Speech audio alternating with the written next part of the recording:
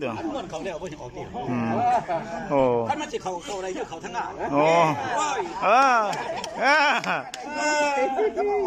ถามโดนแนวไหนขัดของเอ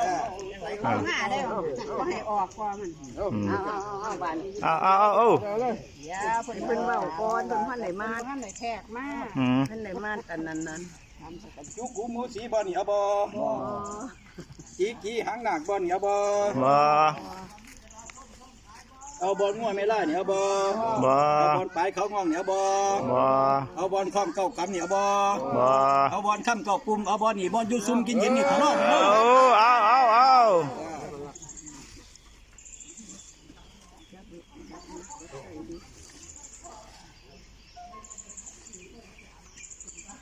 โอ้ดู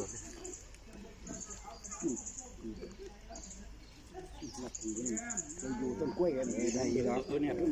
กล้วยแต่ต้นกล้วยมันก็อยู่รอบใส่อยากได้ไม้กี่ดีต้องไปเด้เดี๋ยวลูกหลานมันไม่กี่ดีเด้บ่แม่นไม่พูดว่าไม่กี่ดี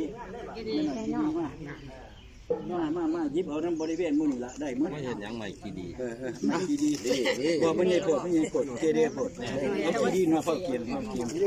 ฮอดเอาเขียนบ่โอ้ยห่างกันสำนีก็ได้สำนีก็ได้แล้ว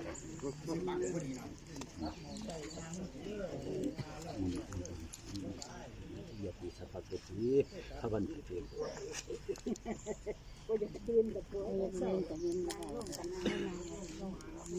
ไม่เอาไว้ในเด้อสร้างเด้อเอาไว้เสียบกันเอาเพิ่มเติมดันลงไปเถอะดันลงไปถึงดังปวดขม่าบ้านบ้านนี่ขม่าตุ่มมะม่วงตุ่มโฮมฟังสักก่อนเด้อบาดนี้เด้อ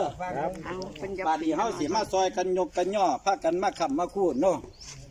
กุฏิหลังนี่สิขึ้นบาดนี้ค้ำคูดนู้นขึ้นบาดนี้เฮ็ดจังได๋สิค้ำคูดนู้นขึ้นแต่ว่าเฮาต้องพร้อมกันตั้งใจเนาะความพร้อมเพียงความสามัคคีความปองดองสถาบันใดก็สร้างสถาบันแม่แต่สถาบันครอบครัวเพิ่นก็ว่าถ้ามีความพร้อมเพียงความตั้งใจมีความร่มเย็นเป็นสุขเทวดาเพิ่นก็ให้พรอันนี้เฮ็ดจังได๋เฮาจังสิพร้อมกันคนหลายคนแต่สถาบันของชาติอยากให้พร้อมกันเพิ่นก็ยังมีกติกาอันนี้เฮาก็มีกติกาคือกันว่าเฮามานับ1 2 3คือรัตนะนี่แปลว่า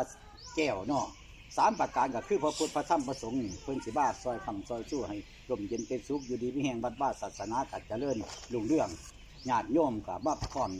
ตั้งใจกันนับ1 2 3พร้อมกันแล้วต่อท้ายด้วยว่าคำพูดนู้นขึ้นเด้ออ้าวพร้อมอ้าว1 2 3คำพูดนั่นคือเด้อคำพูด